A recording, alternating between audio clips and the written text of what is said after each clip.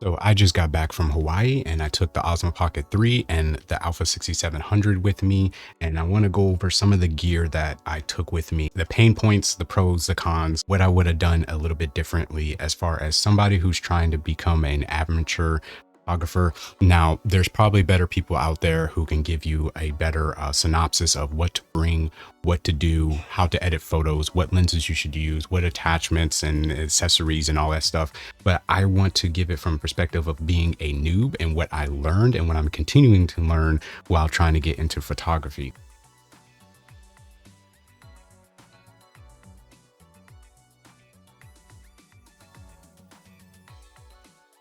So you can learn from my mistakes and hopefully mitigate them for yourself by, following some of the steps or some of the suggestions. Again, I am somebody who's not a professional, so take what I say with a grain of salt. It's just my experience, and my experience might be different than yours. You might be completely fine with some of the gear that I'm gonna talk about and some of the pain points, especially when I get to the Osmo Pocket 3. With all that being said, some of the pictures that I have taken on this vacation, I will be posting on Instagram. You can follow me over there at my social media links. They're always in the description, and you can see the pictures that I take as far as seeing my journey as far as learning Lightroom and some of the pictures and everything like that. You can follow me over there if you want to see that. I'll try to put them in the video as much as possible, but again, if you want the full experience, Instagram is there, and I'm trying to build something over there, so we'll see how that goes.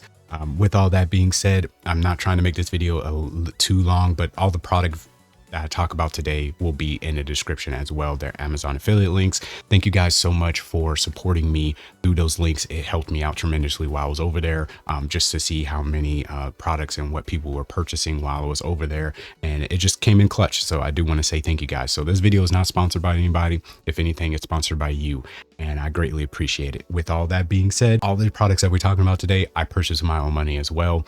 So it is what it is, as far as like some of them not working out too well as I would have hoped. Let's go ahead and jump right into the Alpha 6700. This thing was a beast. This thing was a workhorse. Video photos. The only things I would change about this camera physically is the default setting for this dial in the front and this default setting for this dial in the back. I probably would reverse those. In my head, it just didn't make any sense what these things actually control. I forget off the top of my head, but I think this one is the aperture and this one is like the shutter speed or something. If I remember correctly off the top of my head, I would swap those. I tried it for a whole month and try to get used to it, and it just felt backwards to me. So I probably will go ahead and switch that. The EVF was fine. The screen sometimes was meh, depending on how bright it was. It did get fairly hot over there. We were looking at 90 something days primarily all the time. Yeah, never had any problems with overheating. I did get a new cooling fan from Ulanzi. This is their, I would say, the proest version of it. It does come with a little spare battery. You can get it if you want it or not. You can purchase it without it,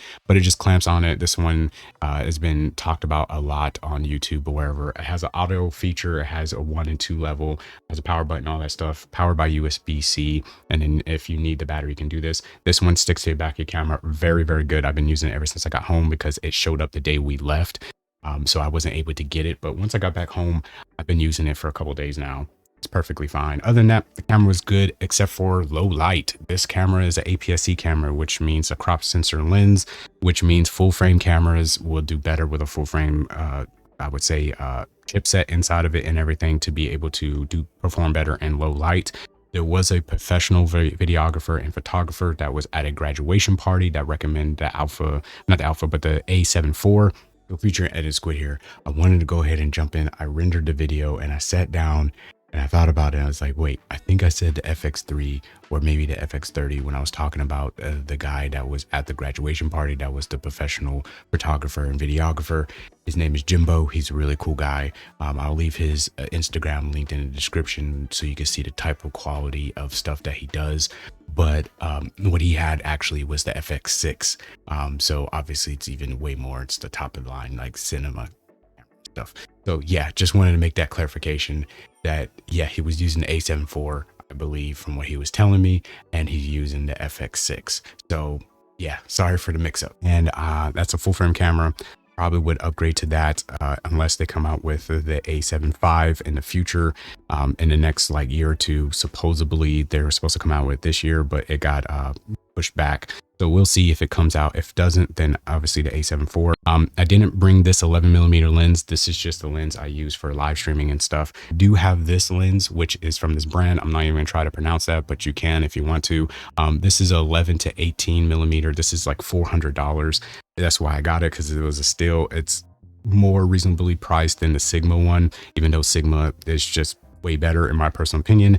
You do notice some stuff on the corners and like certain sharpness and stuff if you're pixel peeping, based off the review that I watched from a pro photographer.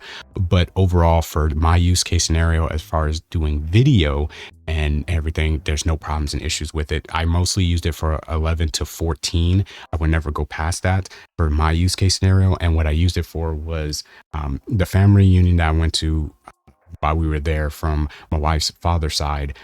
They did a lot of like tug of war and relay races and all that stuff, and I was shooting time lapses and stuff, so to capture everybody, capture what's going on. Obviously I couldn't push in as much as I would want to, but I was able to capture, you know, everything that was going on, the full event and everything from a wide angle perspective, and that camera handled it perfectly fine, or this lens, excuse me, handled it perfectly fine. So I had no issues or problems with it. One lens that I didn't use that much, which I thought I would use a lot more, was the 30mm f1.4 from Sigma. This thing is great. I'd use it for product photography if I need to get super close. F1.4 ND filter on it and everything like that really helps out a lot with that. Portrait photography, obviously you can use it for that, all that stuff. But the 30mm just, I just didn't like swapping out between lenses too much, especially since I have an 18 to 50 f2.8. It just kind of seemed redundant to use it in or bright outside during the day or anything like that, because a lot of times I would stop down anyways to like 5.6, you know, something like that, or 2.8 was perfectly fine. There was no reason to go lower, etc. So there was really no reason or situations that I found myself needing the f1.4 or f1.8 or a 2.0 or something like that. So didn't really get too many chances to use that lens, unfortunately, but it's still a good lens. So future editing squid here. There's a reason why I talked about the 30mm during the day. I didn't mention about it at night, or mention why I didn't use it at night. 30mm for a lot of my shooting scenarios was just too way punched in. There was times where I was at specific shows and I couldn't get any closer and I couldn't get any further back. So I was staying at around 18 to 24 most of those shots.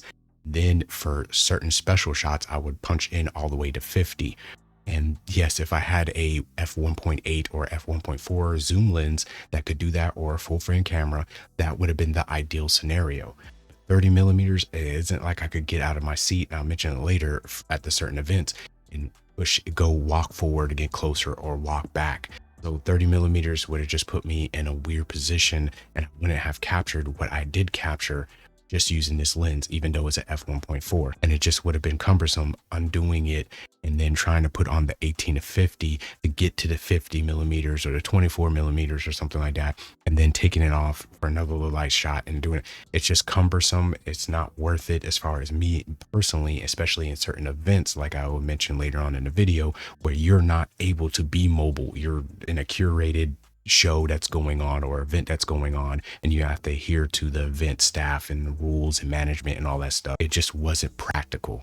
But now it's kind of showing its age comparatively to what other lenses Sigma has dropped. They recently just dropped a 17 to 40 f1.8. I probably would use that over this lens. I probably would get that lens because the Sigma 18 to 50 was my workhorse. This is pretty much what lived on my camera, I would say 85% of the time while I was over there. The problem with this lens is, again, f2.8. So in a lot of low light scenarios, this gave me a lot of trouble. Unfortunately, I don't have anything 50, like a 55 or, 60 something or 70 something or 80 something millimeter lens. And people would be like, well, if that's the problem, get up and, move, get closer to your subject, stuff like that. If punching into 50 is still too short. And the problem is that when you go to certain events, like I was in Hawaii, like we went to a luau with fire knife dancing, all that stuff. There was times where a family reunion, I couldn't get any closer because of the certain events and stuff they were doing, like kickball, all that stuff. And then there was the Circus Olay that we went to. Obviously, I can't get up and do that because they have performers in the aisles and stuff. You have to stay in your seats pretty much. They were really strict on even letting you go to the bathroom, from what I was hearing from people talking to staff that worked there and everything. So there was times in situations like a grad party that her nephew was having, which is really big in Hawaii. Like a lot of friends of the students come, their families come. It's like this big event. It's not uncommon to see like 500, 300, 400 people being there at one of these events. So that, and having a band and people dancing in a big crowd and not having that big of a venue, you can't just get up and get so close. So you have to zoom in. And then on top of that, we're talking about some of these events being in super low light, like the Cirque du Soleil or the grad party, where the lighting is bad. It's not really good, and leaning itself to a photographer. So a full frame camera probably would have helped a little bit more, but having a 1.4 or 1.8 lens would have been way better than a 2.8 lens. And at the grad party, they did hire a friend of family, but he is a professional videographer and photographer. He had a full frame camera. He had G Master lenses. He had something that was way better than my stuff or wherever, as far as being a 2.8. I'm pretty sure a lot of his lenses and stuff that he was using was a 1.4, 1.8, 2.0, you know, something like that. And even if it was around, you know, my aperture, he had a full frame camera. You know what I'm saying? I'm pretty sure he was using the A7 IV that he had recommended, but he also had a FX3. You know what I'm saying? Like, this guy shoots music videos. He does a whole bunch of content like that stuff or wherever. He has cinema line cameras. He goes to like big concerts, and like, this guy's making money off this stuff because he does really good work. Let's talk about the Osmo Pocket 3. This thing I had a lot of problems and issues with. Like I said, turning this thing on and waiting for it to sync up to the microphone if you have it turned on takes way too long, in my personal opinion. Especially, like I said, we had a jam-packed itinerary while we were there, going out and about when we did. So trying to record every like couple minutes or trying to capture stuff, and if you wanted to talk or wherever, turn this on, waiting and turning on the microphone, waiting for the both of them to sync up to each other, press record whatever you're doing, turn it off, put it back in your camera sling bag or whatever you have. And you're gonna have to attach your attachment to protect this camera, because it's so you have to be so gentle with it because it's so fragile. Having to do that all the time is really time consuming, and it's really irritating. Honestly, I'd rather have had an action camera, and for multiple reasons. For my son going into the water at the beach and stuff like that, this thing only goes 2x zoom.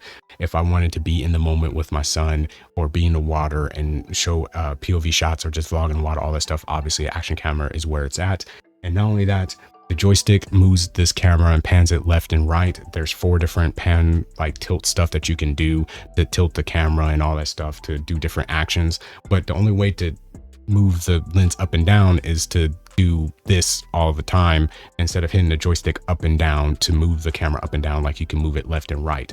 I wish that was a firmware update. Maybe I'm missing something. Maybe they can do that for the Pocket 4. I don't know, but my gimbal that I have from Zhiyun, if I hit the joystick up and down, left and right, it does what it's supposed to do. This just zooms in and out, and it's a 2x zoom.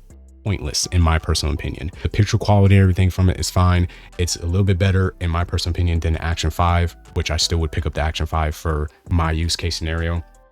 But just vlogging with it and recording stuff and doing like wide angle stuff or wherever, you're gonna need the wide angle adapter. I have one in here from K&F Concept. It's 112 FOV, wherever it gives you the equivalent of it.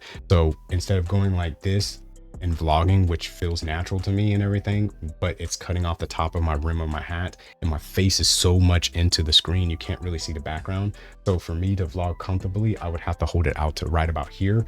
This is not good. This is gonna get arm fatigue. Yes, you can get a selfie stick to extend it, but anything that attaches to this is gonna be towards the bottom, so it doesn't interfere with the screen and stuff.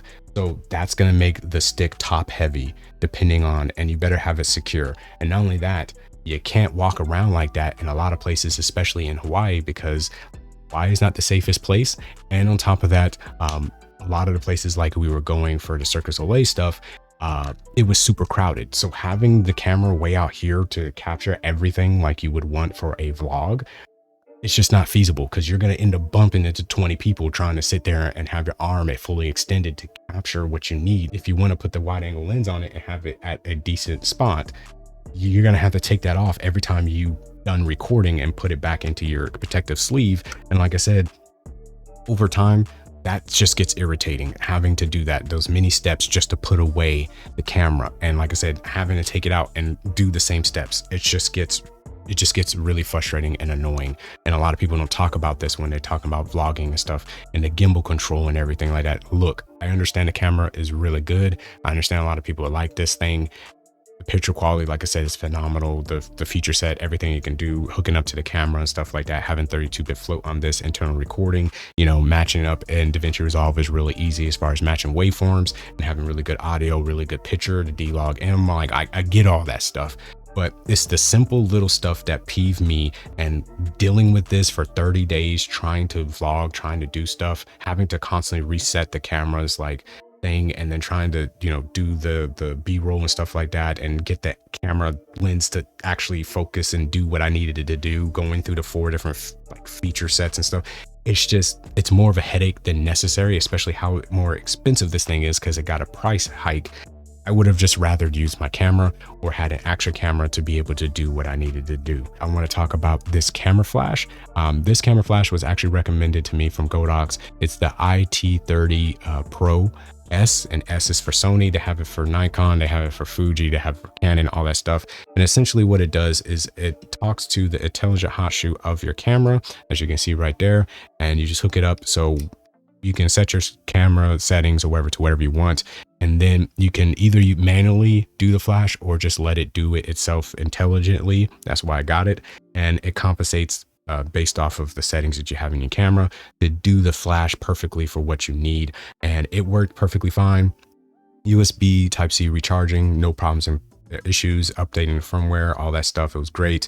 I would recommend updating the firmware as soon as you get it, because there is some changes in the most recent firmware update that helped out a lot with this. But the problem is that when you get a full cage camera, this is pretty roughly where it sits as far as the flash goes. So you can't use a full cage on your camera. The problem with that is some people will be like, get a half cage, get only the bottom cage, all that stuff. I love full cages for cameras because it has these code shoes. There's some out there for the Alpha 6700 that has 2 code shoes. So you can attach a microphone here, you can attach your monitor and stuff up top over here or something like that through the code shoe or through one of these holes. And then you can have the flash on top of your camera so you can switch through video recording and take pictures, all that stuff, and it would work fine. Problem is that, like I said, this top rail sits on your camera and it bumps into this flash and you can't seat the flash correctly. So what Godox did recently is release risers for all the types of this flash and their other intelligent flashes. Something that didn't make me upset was this little thing from Lenovo. Hopefully I'm saying that correctly. This is a 18-watt battery recharging thing station that you just plug in USB Type-C in, you put your batteries in, it recharges overnight, whatever you're doing, staying at house. And then when you're ready to go, just take the batteries out, take it with you. These Sony batteries are really good. I got the version that comes with the extra battery, so I had 3 while I was there. But you can get one with no batteries, which is obviously way cheaper. You can get one with 2 batteries or just 1 battery like I did. It does have an SD card slot that you can, rest the extra SD card. The only thing I don't like about this is because it is a little bit big as far as the case goes. So sitting in your camera bag, might take up a little bit more room than necessary. But again, you can leave it at wherever you're at and then just bring the batteries. And when you come home, just charge them up. That's what I did personally. Let's talk about this camera sling bag. This one is fantastic. You can put your tripod down here. That's what I did. And primarily the workhorse, I did have my PGY Tech backpack, but this one was great. This one I got for like 70 something bucks, but I think it's normally like $80. There is a 6-liter version, which is $99, and then there's a 10-liter version which is $130 something.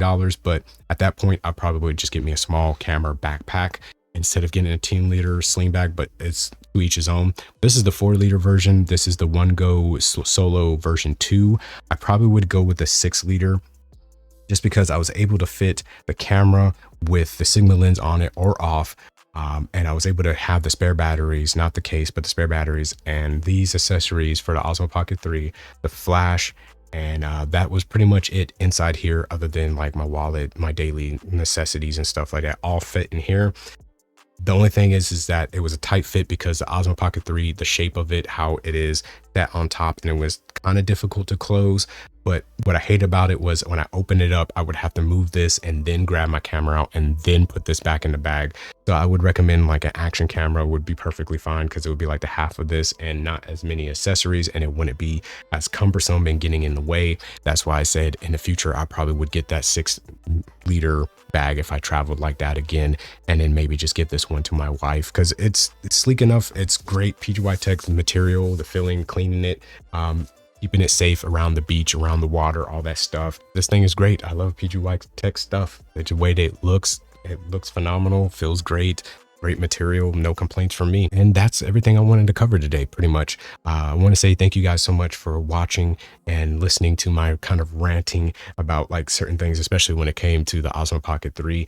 It's just, like I said, the camera quality is really good. The camera itself is really good, but somebody who has a gimbal and it works differently than this, and some of this stuff just is stupid to me. Like, why do you need a 2x digital zoom or zoom on this?